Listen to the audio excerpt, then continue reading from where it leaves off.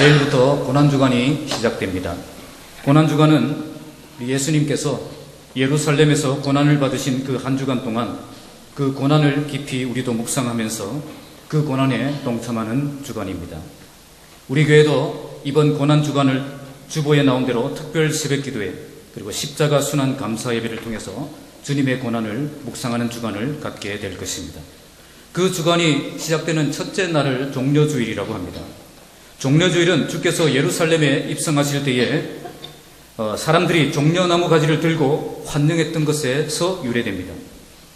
이때 주님은 비록 나귀 새끼를 타고 초라하게 입성하셨지만 승리하신 왕으로 오셨고, 오늘 우리 찬양대 찬양처럼 백성들이 호산나를 외치며 주님을 왕으로 영접했던 날입니다. 해마다 종려주일에 이 종려주일 메시지를 전하고, 고난주간 특세 때 주님의 고난에 대해서 메시지를 전하고, 부활주일에 부활 메시지를 전하니까 문제가 생겼습니다. 어떤 문제가 생길까요? 잘 모르겠습니까? 대부분 성도들이 특세에 오지를 않습니다. 특세에 오지를 않으니까 어떤 문제가 되죠? 십자가 없이 승리의 입성 바로 뒤에 바로 부활의 주님이 되어버리는 거죠. 십자가 없이 부활의 주님이 바로 연결이 되는 것입니다. 그래서 올해 종려주일에는, 작년에는 제가 종려주일 메시지를 전했는데 올해는 십자가 고난에 대한 메시지를 전해야 되겠다라고 생각을 했습니다. 물론 이번 특세를 통해서 한 주간 동안 자기를 부인하고 십자가를 지는 삶에 대해서 묵상할 것입니다. 종교개혁 500주년을 맞이하여서 개혁교회의 창시자라고 할 수 있는 칼빈의 기독교 강요 제3권 7장에서 8장까지 그 내용을 우리가 묵상하게 될 것입니다. 그러나 우리 교회에 새벽기도에 많이 오시면 40명입니다. 그러면 나머지 200명 가까이 되시는 분들은 십자가 없이 부활을 맞이하게 되는 것입니다. 그래서 오늘 십자가에 대해서 묵상을 하기를 원합니다. 오늘 말씀을 통해서 십자가에 달리신 주님이 어떤 마음이었는가를 생각을 하고, 나도 그 주님의 그 마음을 품는 복된 시간이 되시길 바랍니다. 오늘 본문은 예수님이 골고다 언덕으로 올라가셔서 십자가에 못 박히시는 장면을 말씀합니다. 이때 예수님 주변에는 많은 부류의 사람들이 있었습니다. 먼저는 다른 두 행악자들이 예수님과 함께 십자가에 못 박혔고, 군인들은 예수님의 옷을 제비 뽑고 있었고, 관원들은 비웃고, 또 군인들은 예수님을 희롱하고 있었습니다. 이들의 주장은 뭐죠? 십자가를 지는 것 보니 너는 가짜다. 십자가에서 내려오면 진짜로 인정해 주겠다는 것입니다. 바로 이것이 십자가 주변에서 예수님께 들려왔던 소리였습니다. 이런 소리 들으면서 우리 주님은 어떤 길을 걸어가셨습니까? 끝까지 참고 견디고 십자가의 길을 걸어가셨다는 것입니다. 오늘 말씀을 통해서 십자가 위에서 주님이 당하신 오해와 조롱을 이겨내시는 그 모습 보면서 우리도 십자가의 길을 걸을 때에 우리가 당하는 그 오해를, 조롱을 두려워하지 않고 십자가의 길을 포기하도록 만드는 그 온갖 유혹들을 다 이겨내고 끝까지 견디고 끝까지 걸어가서 우리를 통해 생명의 역사가 일어나는 것을 경험하는 저와 여러분들이 다 되시기를 주님의 이름으로 축복합니다. 먼저 십자가 위에는 다른 두 행악자들이 있었습니다. 32절, 33절 같이 읽겠습니다. 시작. 또 다른 두 행악자도 사형을 받게 되어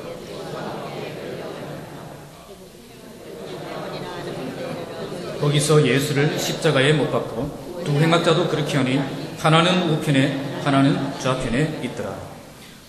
본문 앞에는 예수님이 십자가의 길을 걸어가실 때에 이 십자가를 대신 졌던 구레네 시몬, 그리고 가슴을 치며 슬피 울며 따라오는 여인들의 큰 무리가 있습니다.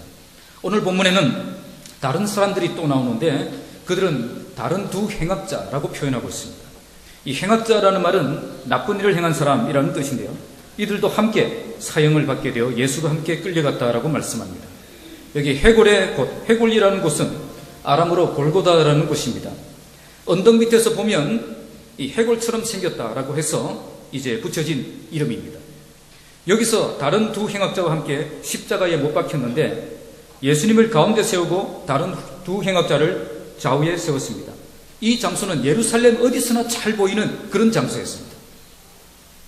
이런 곳에 해골처럼 생긴 언덕에 십자가 처형을 당하는 죄인들의 모습이 모든 예루살렘 시민들이 다 볼 수 있도록 한 그 이유가 뭐겠습니까?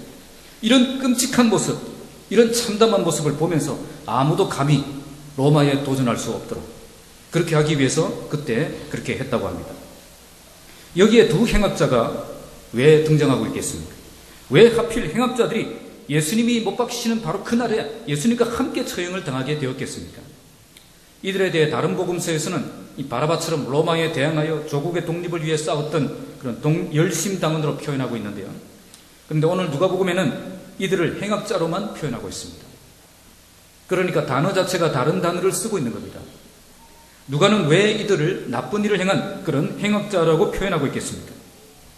그들은 지금 예수께서 이들과 함께 십자가 처형을 당하면서 이들과 함께 이들처럼 행악자로 여기심을 받았다 하는 그것을 강조하기 위해서 이렇게 행악자라는 표현을 쓰고 있는 겁니다. 이사야 53장 12절에 예수께서 범죄자 중 하나로 헤아리심을 받았습니다는 이 말씀이 성취가 되었다는 것을 보여주는 것입니다. 그래서 지금 이 사람들은 예수님을 누구 취급한 거죠? 행악자 취급을 했다는 것입니다. 지금 이 두 행악자들이 십자가의 길에서 중요한 이유가 무엇이겠습니까? 이 두 행악자들은 처음에는 모두 예수님을 저주하고 조롱했습니다. 그러나 나중에는 그 중에 한 사람은 자기의 죄를 깨닫고 회개하고 구원을 받게 됩니다. 아무리 큰 죄를 지은 행악자라도 회개하고 주님을 믿으면 구원받는다는 것을 십자가에서 보여주신 것입니다. 모든 사람들이 예수님의 십자가를 보며 그를 행악자로 생각하게 만들었지만 예수님은 그런 상황 속에서도 회개하고 돌아오는 죄인을 구원하시는 그 모습을 세상에 보여주신 것입니다.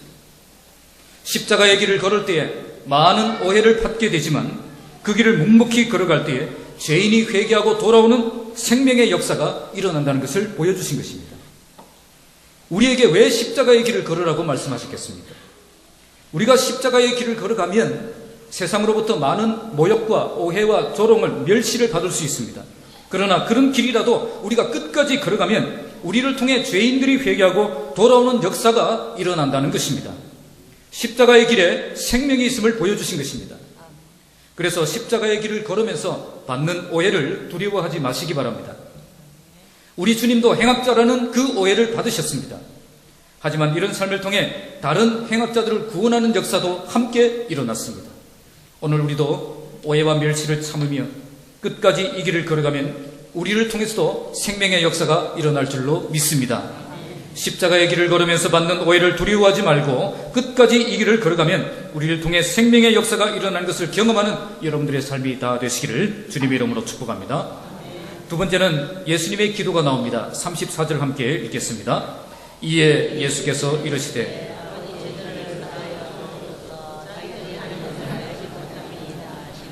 그들이 그의 옷을 나눠 제비 뽑으세. 이때 주님은 뭘 하고 계셨습니까? 그들을 위해 기도하고 있었습니다. 아버지, 저들을 사하여 주옵소서. 자기들이 하는 것을 알지 못함이니이다. 고통이 있고 조롱하는 소리가 있는 현장에서 우리 주님이 하셨던 것은 그들을 위해 기도하는 것이었다는 것입니다. 이것은 세상의 조롱과 고통을 받을 때에 우리가 어떤 자세로 그들을 대해야 하는가를 우리에게 잘 보여주시는 것입니다. 가장 중요한 것은 그들이 자기가 하는 짓을 자기들이 알지 못한다는 그 사실을 우리가 알아야 한다는 것입니다. 정말 악한 것은 그들이 아니라 그들을 장악하고 있는 흑암의 권세라는 것입니다. 그러므로 눈앞에 보이는 인간들이 우리의 대적이 아니라는 것을 우리가 알아야 됩니다. 우리가 대적해야 될 사람들이 아니라 우리가 불쌍히 여기고 사랑하고 축복해야 될 대상이라는 것입니다. 우리가 주님처럼 십자가를 지고 주님의 뒤를 따른다는 것은 이처럼 용서의 삶을 사는 것입니다. 나를 원수처럼 대하는 그들을 불쌍히 여기고 그들을 축복하며 그들을 위해 기도할 줄 아는 사람이 되는 것입니다. 그들과 직접 싸우는 것이 아니라 그들을 장악하고 있는 흑암의 권세와 싸우는 것입니다. 왜 교회에 다툼과 분쟁이 일어납니까? 십자가를 통해 보여주신 주님의 용서와 주님의 사랑을 내가 배우려고 하지 않기 때문에 그렇습니다. 내가 그 길을 따라가려고 하지 않기 때문에 그런 것입니다. 십자가를 지고 주님의 뒤를 따르는 사람이라면 주님처럼 용서하고 축복하며 기도하는 사람이 되어야 하는 것입니다. 눈에 보이는 대적이 진짜 대적이 아니라는 것을 알고 보이지 않는 대적과 싸우는 사람이 진짜 십자가를 지고 주님의 뒤를 따르는 사람인 것입니다. 그러면 진짜 대적과 싸우는 방법이 무엇입니까? 바로 주님처럼 아버지께 기도하는 것입니다. 흑암의 권세와 싸워 이기는 방법은 오직 기도밖에 없습니다. 기도하면 내가 직접 싸우는 것이 아니라 아버지께서 대신 싸우도록 하는 것입니다. 기도는 하늘의 능력을 끌어와서 내가 감당할 수 없는 일을 감당하게 하는 능력과 통로가 되는 것입니다. 감당하기 어려운 시험이 여러분들에게 닥쳐왔습니까? 기도하는 여러분 되시기 바랍니다. 지금 눈에 보이는 사람과 싸우고 있다면 여러분들은 질 수밖에 없는 싸움을 하고 있는 것입니다. 자꾸 사람과 충돌하고 사람과 부딪히고 사람과 싸우려고 하는 사람은 진짜 대적이 무엇인지를 모르는 사람입니다. 우리는 눈에 보이는 인간들과 싸워야 할 이유가 없다는 것을 알아야 됩니다. 그들을 장악하고 있는 흑암의 권세가 진짜 대적입니다. 그래서 이것은 영적 전쟁입니다. 영적 전쟁은 영적인 방법으로 이길 수가 있습니다. 그들을 장악하고 있는 흑암의 권세와 싸우는 방법은 오직 기도밖에 없습니다. 이제부터 눈에 보이는 인간들과 싸우려고 하지 마시기 바랍니다. 흑암의 권세에 매여 있는 그들은 자기들이 하는 것을 알지 못하고 그러고 있는 거예요. 그런데 그들과 직접 싸우면 이길 수 있겠습니까? 절대 이길 수가 없는 것입니다. 기도로 철저하게 무장하고 하나님이 일하시도록 맡길 때에 진정한 승리가 있는 것입니다. 주님처럼 십자가를 지고 가는 삶은 주님처럼 용서하고 축복하며 기도하는 삶을 사는 것입니다. 그들이 이런 축복과 기도를 받을 만한 자격이 있어서 우리가 그러는 것이 아닙니다. 그들이 흑암의 권세에 사로잡혀 잘못된 길을 걸어가는 그 모습을 불쌍히 여기는 그 예수님의 그 마음을 품고 그들을 축복하며 기도하는 삶을 사는 것입니다. 이렇게 살아갈 때 진정한 승리가 있는 것입니다.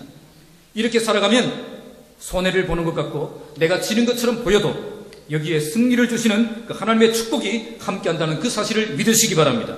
십자가 정신으로 원수를 사랑하고 축복하며 기도하는 삶을 통해 주님 닮은 삶을 살고 참된 승리를 얻는 삶을 살아가시기를 주님의 이름으로 축복합니다. 마지막 세 번째 35절에서 38절 말씀은 예수님을 비웃는 사람들이 있었습니다. 35절을 함께 읽겠습니다. 백성은 서서 구경하는데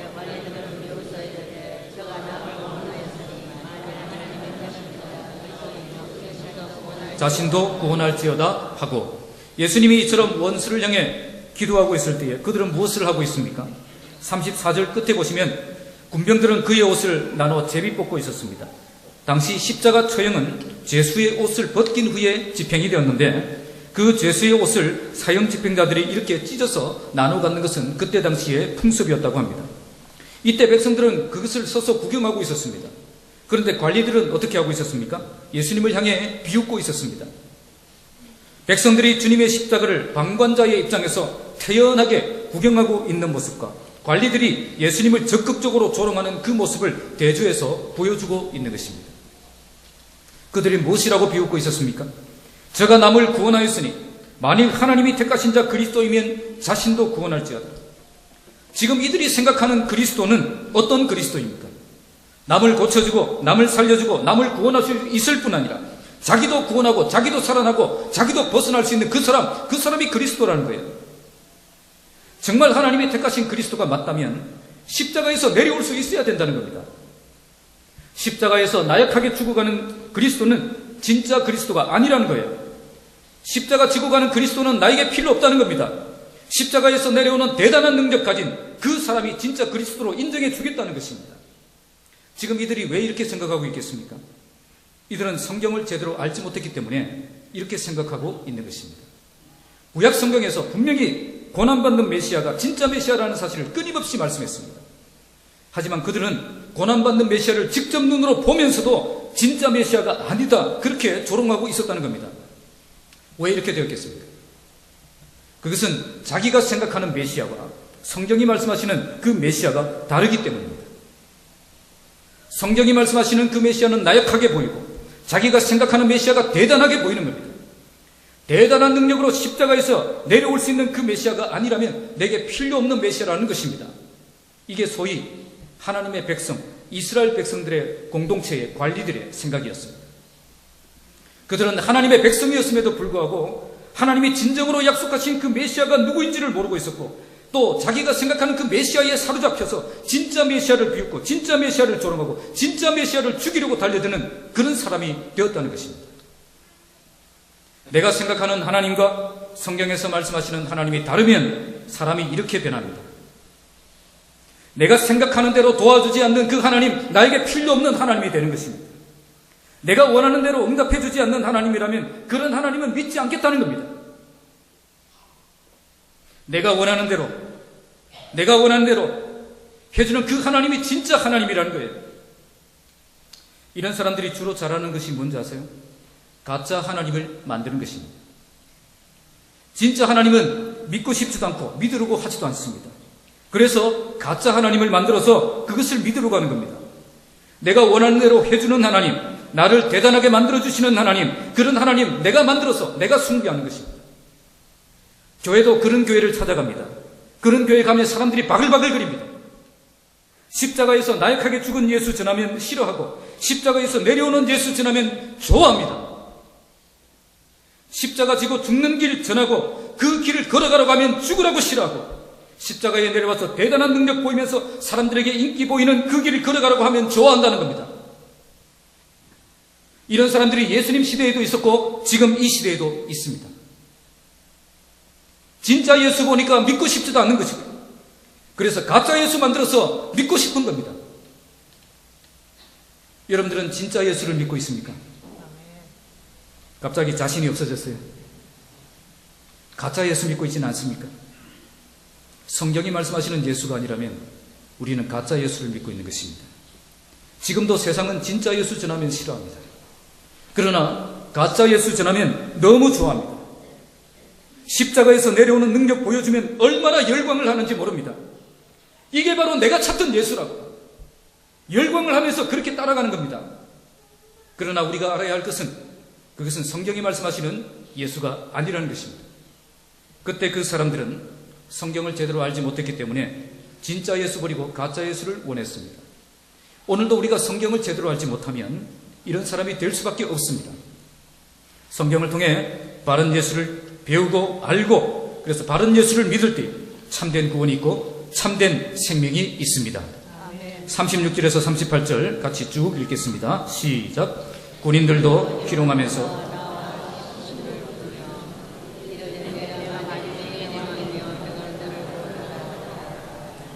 그의 위에 이는 유대인의 왕이라 쓴 패가 있더라. 이제 군인들이 예수님을 희롱하고 있습니다. 그들은 신 포도주를 주면서 희롱했습니다. 이것은 고통을 줄여주는 마취제 역할을 했습니다. 이걸 왜 주며 희롱했겠습니까? 내가 보니 참 안쓰럽다는 거예요. 십자가 지고 있는 네 모습이 너무 불쌍해 보이니까 이거나 먹고 고통을 좀 줄여보라. 그러면서 네가 만일 유대인의 왕이면 네가 너를 구원하라. 그렇게 조롱합니다.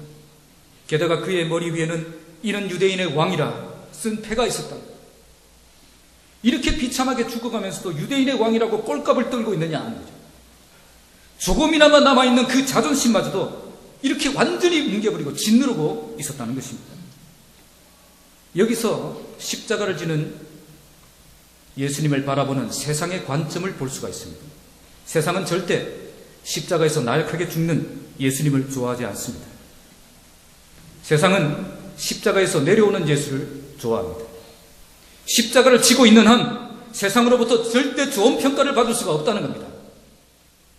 우리가 아무리 하나님 살아계신다고 해도 아무리 내가 구원받은 하나님의 자녀라고 외쳐도 내가 십자가에서 내려오지 않는 한 그들은 인정해주지 않는다는 겁니다. 세상은 십자가를 지고 있는 사람들을 좋아하지 않습니다. 도리어 십자가를 지고 있는 우리의 모습을 조롱하고 희롱하고 모욕할 것입니다. 이처럼 세상이 조롱하는 십자가이기 때문에 내가 십자가를 지고 있는 그 모습이 부끄러울 때가 있습니다. 그래서 어쨌든 우리도 십자가에서 내려오려고 몸부림칩니다. 십자가에서 내려오는 대단한 모습 보여주면서 하나님이 이렇게 살아계신다고 그들에게 전파하고 그렇게 자랑스럽게 신앙생활을 하고 싶은 그 마음이 우리 안에도 있다는 겁니다. 십자가에 달려있으면 부끄럽게 생각하고 십자가에서 내려오면 대단하게 생각하는 거예요.